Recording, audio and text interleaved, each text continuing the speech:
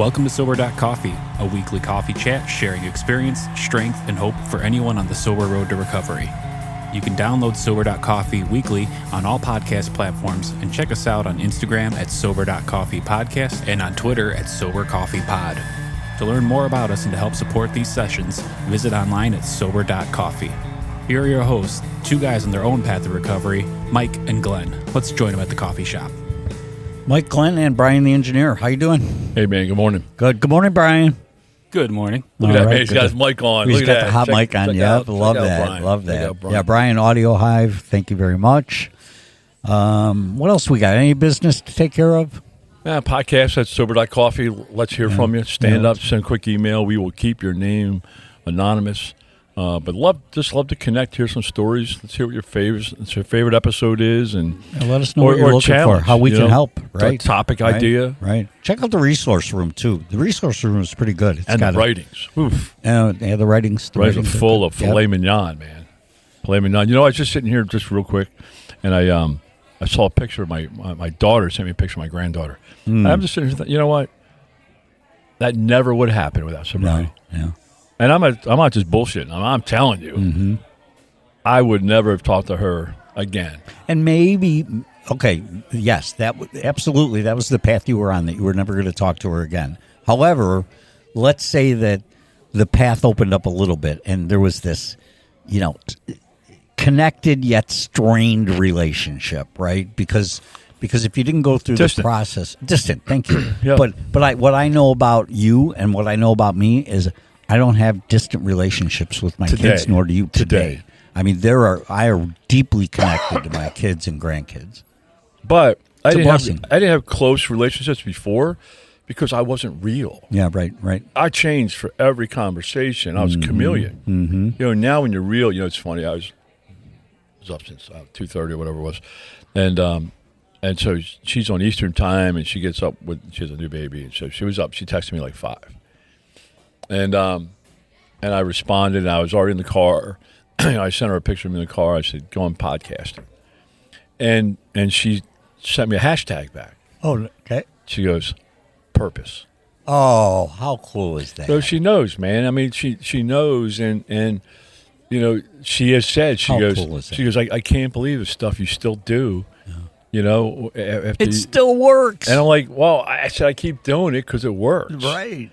Like I was on TikTok live with a guy this morning, and he was like, "Hey, share what you do for, to stay sober." And I said, "I got 26 things I do." Yeah, right. How much time you got? He's like, "No, you don't." And so I started dropping them in the chat. He's like, "Holy shit!" I'm like, but I keep doing it because I know the combination works.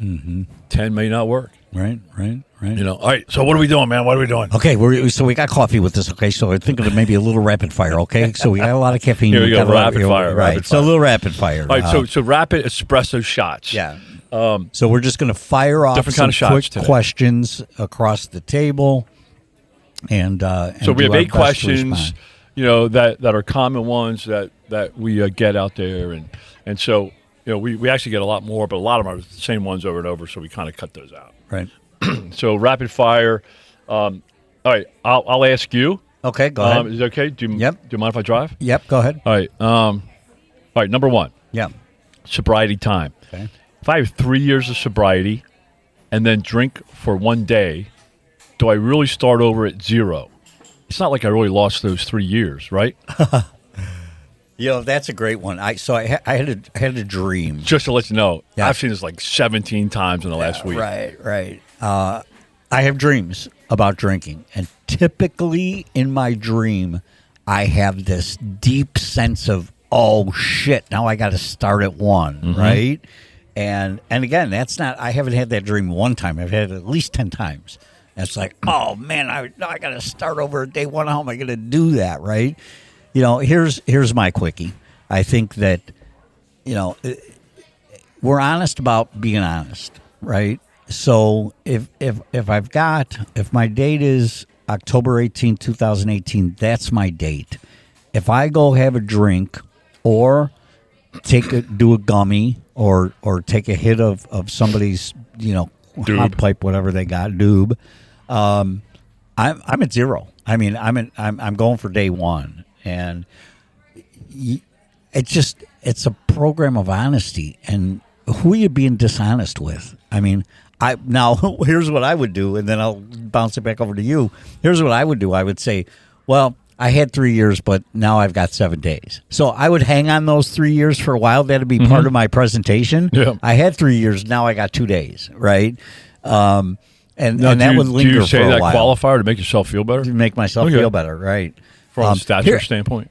Go ahead. You answer, and then I got one more retort on that. No, I just think, first of all, to the people out there, and I'm not joking, a minimum of 17 times in the last week or week and a half, I've seen that. You know, people on social media, they're like, "Oh man, I relapsed. I had 3 years. I went back to, I just drank for 1 day. Do I have to reset?" I mean, I literally, people are asking that out there. So first of all, my answer is, you do you, right? I'm not going to judge your program, Right. If you want to say, "Hey man, I haven't drank between noon and 1 p.m. in 3 years. I drink every other time, but I call myself sober for 3 years." I don't care. You do you, right? But what we know and what we have learned and lived is, if you do that shit, you're not sober. And if you want to qualify your way out of it, that is so dangerous. You're going to go off the cliff. Right. Because what else are you going to qualify next? Right? So I think I like how you use the word honesty. And it's an honest program. And you know what? First of all, relapse is serious. It's a fire alarm. It is. People die. We've been to funerals. Right. So it's no joke, and it shouldn't. And I know people like to coddle, and I like to be coddled when I came back in from all my zillion relapses. I get it, but that's not effective. What's effective is to pull you by the hair and say, "Hey, man, relapse is dangerous as shit. What went not right? What should we do? What should we focus on? What can we do more? What tools do we need to add?" Well, that was my retort. I was going to come back, or my add-on is that you don't lose what you learned in the 3 years. If the 3 years of sobriety happened in AA or in some kind of program, you don't lose that information. You don't lose the knowledge. You just have to take it from your head and make sure it gets down into your heart. But if you have 3 years of sobriety, you've been through a lot, right? And then you relapse, something's really wrong with your program. Right. Something's not working right. Right. Right. So something needs to be looked at, focus and priority. Right. But, for me to sit there and say, man, I had 3 years, I drank a day. Oh, here's how I responded. And people piled on my response. And I tend to be loving, but I also tend to be... I know, you're a little... Right. Right. So I said, folks, can we look at this a different way? I said, if I'm married to my wife for 3 years and I only cheat for 1 day, am I a cheater? Have I been faithful? And everybody's like, hell no, you haven't been faithful. Well, then how can you say you've been sober? All right. So I try to expand it and have people look at it a different way. But Okay. all right. Good. Number 2, the normal drinking question. Is the goal of recovery to someday drink normally, or to no longer want to and not drink at all? Oh, I'm gonna put a twist on that. Is the goal of recovery to someday drink normally? I would say that when I came in, the word forever scared me. But again, we are AA guys, and when you say came in, that was the kitchen table. I need help. That's right. I need help. And you went west. Then I went. That's right. You went Route 90. That's right. Route 90. But what I learned on Route 90, what I learned after I surrendered my will to drink, is that it is a forever thing, right? So there was never a time for me where I thought maybe someday I'll drink normally, because I knew I couldn't drink normally. I've learned that I've learned why I can't drink normally, because I'm not normal. But my point is that in the big book it says, ask the guy if he's ready to quit forever, right? So this is a forever program. And it took me a while. It's kind of scary. I don't want to scare somebody off by that comment, but that's the reality. I can't I can't leave that safety net out there. I said it before. I had a list of things that I would allow me to drink. If I got cancer, maybe I would drink. If my wife died, if my mom died, right? Check. These things have happened to me in my life, and I didn't drink over it because I just ended up understanding that I could only do the next right thing. But anyway, I went too long. The goal of recovery there's not really a time frame. Right. But it's funny you say, hey, I have a list of things. I always picture there's a movie, Magnolia, where Jason Robards is dying of cancer in hospice, and he's drilling on himself at the very end. And I'm like, if I was at that point, maybe, right.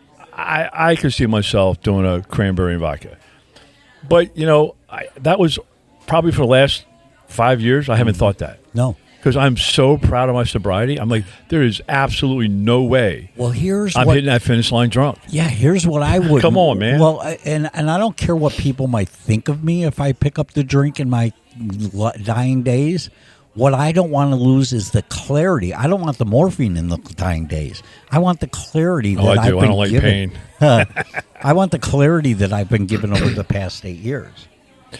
Yeah, no, I think I have really changed my view on that, and I am not giving up my sobriety for anything. Now, when I first started exploring, I remember the very first thing I did in sobriety, I went to see a counselor. I went to see a therapist.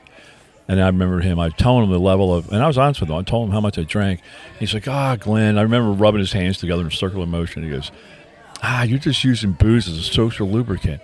And I looked at him like, dude, you're an idiot. Like I'm drinking a fifth a night. I graduated to a handle plus a day, but I'm like, dude, you're clueless. Yeah, right. But I initially, I knew I was so far. I never really thought, hey, my goal here is to drink normally, because I knew I was way past that line, so far past so fast. Don't get me wrong. I'd love to be able to drink normally. It just ain't happening, and I know myself better. Right. Okay, next one. Yes. This is a good one. We haven't really talked about this. Trading addictions. So how do you know if you stop drinking, right? So you're all proud because you stopped drinking, but you simply replaced alcohol with other addictions. Mm-hmm. And to that, I would quote my friend. Whether it be eating. Yes, as he grabs a donut. That's funny right there. I mean, whether it be eating, shopping, gambling. Here's the thing. How do you know if you've stopped drinking but simply replaced alcohol with another addiction? I go to Dr. John. There's a hole, quoting our good friend Dr. John, there's a hole in the soul, and we are constantly trying to fill that hole in the soul. I would say that post my drinking days, I now catch myself and I'm aware of what I'm trying to feed that hole in the soul with. Sometimes it's self-gratification, quick gratification, and that translates into another Amazon purchase, right? I know that when I go to a casino, which is maybe once or twice a year because it's an event, it's a social event at a casino, and I'll go to the casino, and I know that when I'm sitting there playing that machine or at that blackjack table, that I'm trying to fill that hole in my soul, right? So yes, I think it's an ism, not a wasm, right? We are always going to be replacing our alcohol with something. I'll end with this.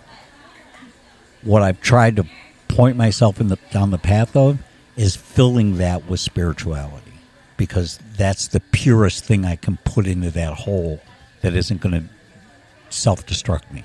All right, so let me ask you a very blunt question. Yes. How do you feel after you fill the hole with dopamine button pushing at the casino, and how do you feel after sitting and getting some shots of spirituality?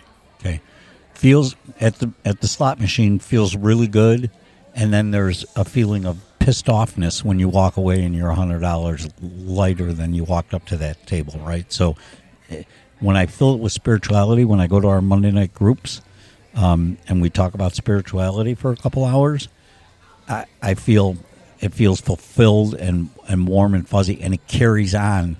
The next day I see the results Tuesday, I see the results of that Monday night. Wednesday, I feel the results of that Monday night in a positive way as opposed to a negative way.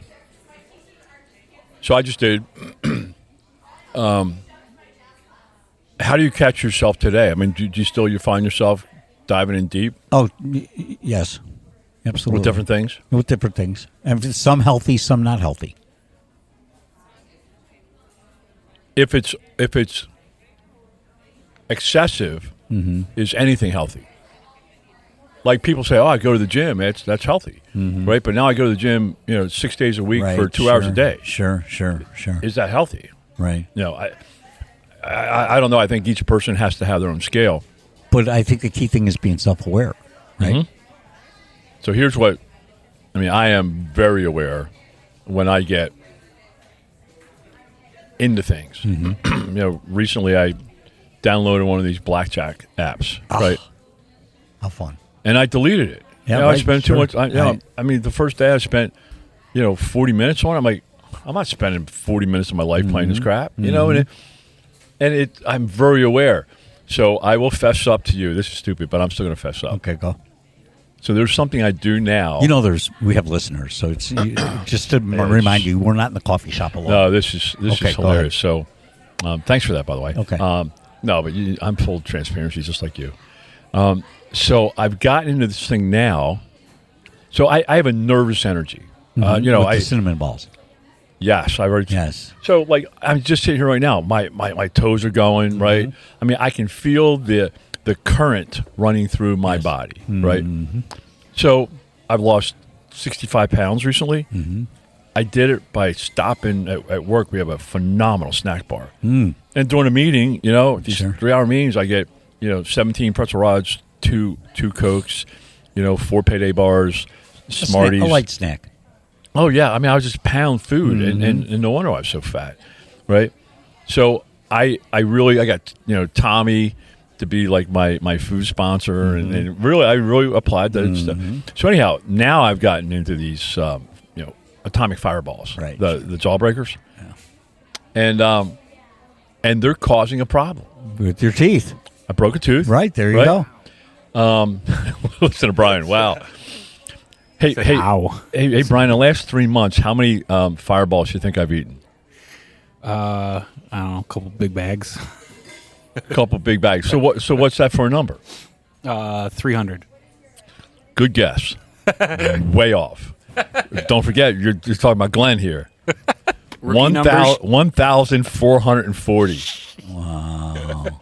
And that was just this morning. No, that was the last 3 months. You can track my Amazon purchases. Why? I was going to say, why do you keep count? Because I have it's 8 times 240. Right. Yeah. Gotcha. Wow. It's crazy, man. It's just crazy. Right. So actually, it's 1920. I'm just super aware. Right now, my wife looks at me, and she goes, "What are you doing?" She goes, "You broke a tooth, right?" I had to have it. I broke a tooth at the gum line. Had to have it pulled. Getting an implant. Yeah. Right. Cost $2,000 for the atomic bombs. Yeah. And what did I do the next day? Broke another tooth? No, I'm chewing them. There you go. You're right back at it. I'm chewing them. But there's something OCD-like that I like the feel of how I chomp on, how it breaks apart, And now I just don't chew on that side of my mouth. But tell me that's not the same thing as alcoholism. On the way out of the coffee shop today, I'm going to buy you a pack of cigarettes. It's a lot healthier. That's awesome. All right, next one. All right. The biggest surprise. What's something about sobriety that nobody told you, but you wish they had? Wow. Biggest surprise? I would say fear of economic situations will no longer burden you, right? I'm telling you, I chased money my whole life, okay? With sobriety becoming my new priority in my life, money became a secondary main point, right? So sobriety was and is my number one priority, because without sobriety, I have nothing else.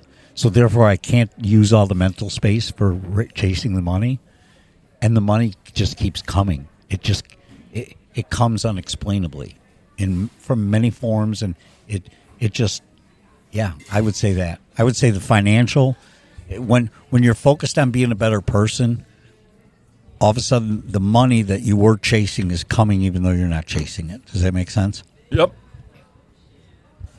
So, probably, I mean, some things I heard early on, right?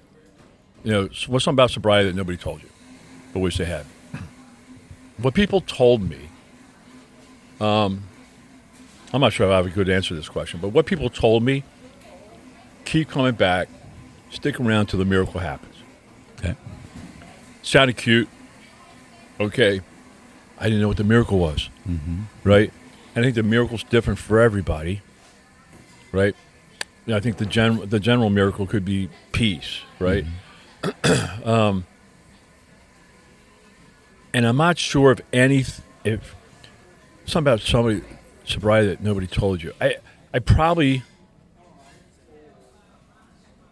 wouldn't have believed anybody anyhow, because I didn't understand. I didn't understand what words meant. I didn't understand what happiness meant. I just didn't understand. I was in a fog. I was in such a dark place. But the three things that I have achieved through sobriety that nobody really told me, I found out on my own, right? So maybe that's the question, right? Is the three superpowers that come out of, doing this. One, sobriety is a superpower. I actually have a T-shirt that says that. The stuff that comes from being sober, you cannot make up. You just can't. Second thing is the spirituality that I've achieved through sobriety is an amazing superpower. Now, I can't have spirituality unless I'm sober, so I look at sobriety as my number one, right? Spirituality is number two. And the third one, and this is not some marketing ploy where they're all S's, right? But the third one is an S, and it's serving. Whoever in this world would have said, Glenn, the more you give, the more you get. I never would believe, my whole life, 50 years, the more I get, the more I got. Yeah, right. Right? And I'm telling you, I have so many examples. I can't give enough. And I'm rewarded better than any script I could have ever written. I'm rewarded. It's just amazing how this shit works. So there are three. If somebody pulled me over and said, Glenn, there's three superpowers, you stay on this path. Here's three. You would have said, you're I would have been what? Right. I think the real effect in this is I learned it myself, trudging the road to destiny, right? To happy destiny. So I think that's okay. Awesome. My biggest surprise. All right, I love that. Okay, go. Pink cloud. Yeah. How do you know when you're living on a pink cloud and when you're actually experiencing healthy recovery? Now that's interesting, because for the first time in 7+ years, the term pink cloud has been around in the rooms, right? Oh, they're on the pink cloud. They're just. What does that mean? I thought what it meant, and what I think it means is their feet aren't on the ground. They're not in touch with reality of what's really happening here. They're just in euphoria because the heat's off of them, because they stopped drinking. And so they're just loving the fact that the lawyer's not chasing them, the wife's not chasing them, the creditors aren't chasing them, right? But their feet aren't really on the ground to any kind of reality. And I'm sure because of my disposition, I experienced the same thing. I was bouncing in and out of rooms. I'm like, oh, life is wonderful. Smiley Mike, they call me in the rooms, right? Because I'm always smiling. That's what I call you. And But what you enlightened me to this morning was this second part of it, when you're actually experiencing a healthy recovery. I personally think you can have both. I mean, I choose to keep my feet off the ground a little bit, because here's what I know. I didn't know what I didn't know when I came into the rooms, but I kept in the pink cloud because I was kept reaching for the next miracle that was coming down the pipe, right? So I'm still striving for that. So, I always say I'm still on the pink cloud. Maybe now, based on the way you framed it, maybe I need to say, hey, I'm not on the pink cloud. I'm experiencing healthy recovery. But that just doesn't sound as fun. Yeah. Interesting. Yeah. When I first read this, I think the initial difference, I think the pink cloud is temporary and healthy recovery is permanent. And I think the pink cloud is a good, benchmark. I think that's a brain marker where you can sit there. Okay, I recognize that. But I think if you have a pink cloud and you aren't working the program and doing the right stuff for sobriety, I think it's going to go away, and then the pain comes back. and not to say that you don't have pain in healthy recovery. You certainly do. You just handle it differently. Right. Yeah, you have tools to handle it. I love it. I say stay in the pink cloud as long as you can. Keep striving, but slowly the pink cloud helps. Yes, the pink cloud early on gets you through some really shit days, and gives you hope. But I mean, I've worked with people where I can clearly tell them the pink cloud, and I tell them, I'm like, watch out. And they're like, well, watch out for what? I'm like, because a shitstorm's coming, and they're like, why would you say that? That's so negative. I'm like, no, I'm being real. I'm trying to. The wave is coming. You just don't feel it yet. Good. Excellent. So, all right, next one. Okay. Yes. The friends question. Do I need to change my friends to stay sober, or can I keep the same people in my life? And maybe that's not friends; that's friends and family. Sure. Right. Well, yeah, friends are easier to get rid of than family. Yeah. My family has tried to get rid of me, and they couldn't do it. So, yeah. Look, I chose to get some toxic people out of my life. There are other people, I'll just say it out loud, the guy I got my drugs from, the guy I got my alcohol from, I'm still friends with them. Sam, my liquor store owner, I still stop in there probably every 60, 90 days. I bring him a balloon on his birthday. I was his first customer. We had a relationship, Do I buy liquor from him? No, he's a little bummed out about that, but actually he's quite proud of where I'm at in my life. Sober. Yeah, he is so proud of me. He is so proud of me, and just gives me a big old man hug every time I see him. My drug dealer, same thing. I mean, I still talk to him probably once a quarter via text and pick up the phone for birthdays, and we have coffee. Checking in on quality and pricing, or right, there you go. We have breakfast once a year. He's a good guy. He knows my story, and he's still living his life. But that being said, toxic people in your life are toxic people in your life, and there's a point in time where I had to get rid of the toxic people in my life because it just. Who was your most toxic person you got out of your life? People that I drank excessively with, the few that I really drank, and they've continued to do that, and I can't be in that environment. I have zero. I'll say it. I have zero tolerance to somebody who's not trying to help themselves out of an obvious problem. Yep. How about you? So I would say I'm different than a lot of people. I literally.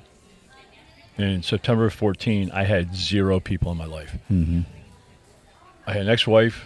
I had 2 daughters, wrote me off, never talked to me again. I had 0 family. My parents had passed away. My sister estranged. I mean, I had 0 people. I had a quasi-sponsor due to my fault, who's now my rock-solid sponsor. But I haven't talked to him in a year, probably, roughly. I'm not sure. I was in a horrible relationship. She was toxic. I had to get her out. So I had nobody. So it was easier for me. I really have one relationship. There's a business guy who was cheering for me, just trying to, support me, point me in the right direction, long distance, right? But he stayed connected. I had 0. So I always look at, is it easier to start from 0 or to try to mend all this, bullshit relationships that we all screwed up, right? So the way I look at this, and we've talked about the first wheel, the picture I have is a big, sexy gold car with about 8-10 seats in it. What I learned through the process is it really matters who's in that car of life with me. Mm-hmm. I don't tolerate any toxicity today. Mm-hmm. I just don't. And I don't have to. And I'm very assertive about it. But it matters who you go around the first wheel with. It really does. And you want those positive people. And unfortunately, sometimes to get positive sobriety, you need subtraction. You need to take people out who aren't serving you. Mm-hmm. Even though you're a server, so don't let I'm not hearing you the wrong way. You're a server, but if they're not serving, you don't expect anything back from somebody else. But if they're distracting you from your I expect priority, zero. Yes. But don't suck. Right. Don't suck. So for example, we had a guy in our men's group. Mm-hmm. Serve him. Mm-hmm. But he was a detractor, and he wasn't trying to change. Mm-hmm. So I'm like, out. Mm-hmm. Go sit in the sideline. Mm-hmm. And he's never come back. Mm-hmm. Right? But that's his mental state. That's his issue, not mine. Mm-hmm. So question for you, real quick distraction here. Whatever happened to the old business partner that was on the sidelines kind of rooting for you? Do you still stay in touch with him? Absolutely. And 100%. he's just got to be loving Glenn. Oh, Glenn. my God. He is. Yes. Because he saw you through the bad times. Yeah, actually, there was he really swung for me. That's awesome. He's an investor in my company. I've got a second guy that he knew the pain but didn't go through the really tough times. And he's an investor in my company. He's on my board of directors. And he's just cheering. It's a superpower, man. When people see you in hell and then see you, hey, man, he got out of hell. Now he's trying this. Now he's doing that. Wow. Now he's actually calling you back. And it's kind of rewarding for them. I've got a friend, Tony, who listens to the podcast. Tony. Yeah. Go Tony. Yeah, go Tony. And he's seen me through the dark and now seen me through the light. And he's like my biggest supporter. Isn't that amazing? Okay, go. Next one. All right.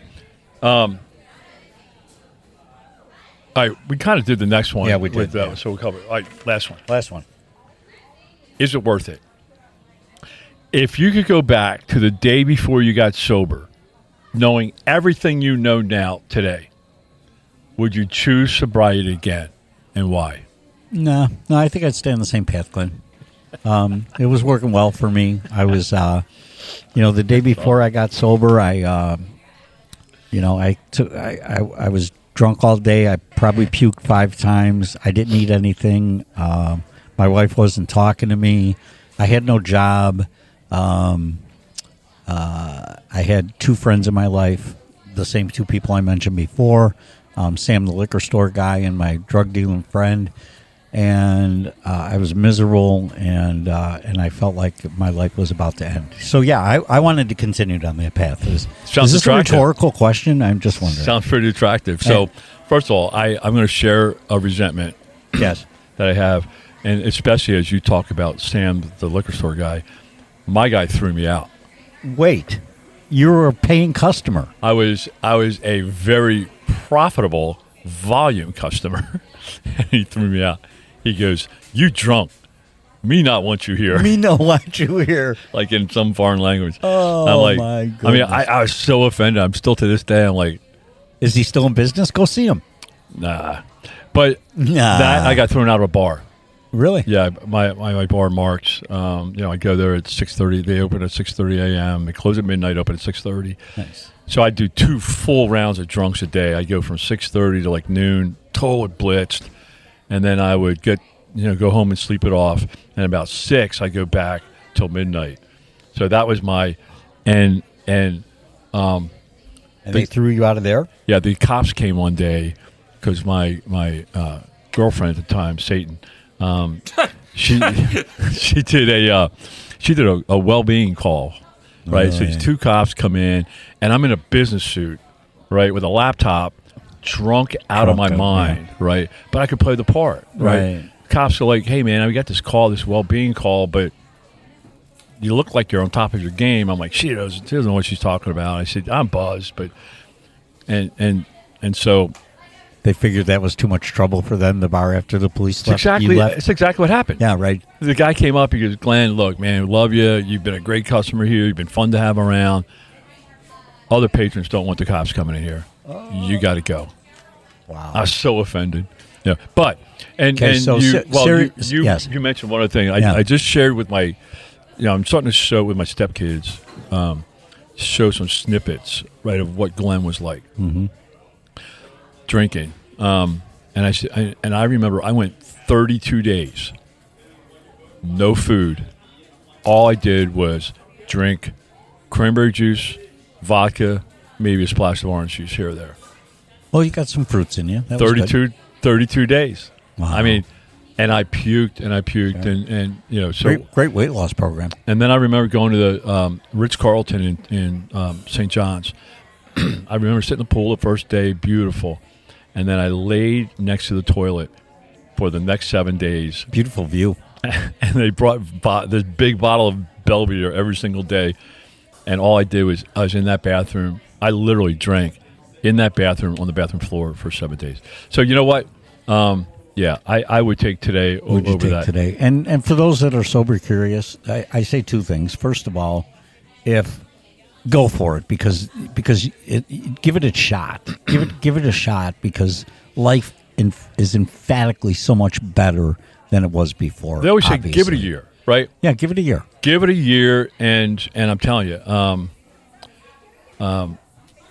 you can always go back, right? But here's what I know, and I'll challenge you. You speak up if you know anybody. I don't know anybody that says, "Man, I really regret getting sober." Nope. Not a single person. Yeah. So if you've tried for a year, you might be the first one. Satisfaction guaranteed. All right, man. All right, rapid thanks, man. shots weren't really rapid, but All it's right. still fun. Thank you. Bye. Thanks, man.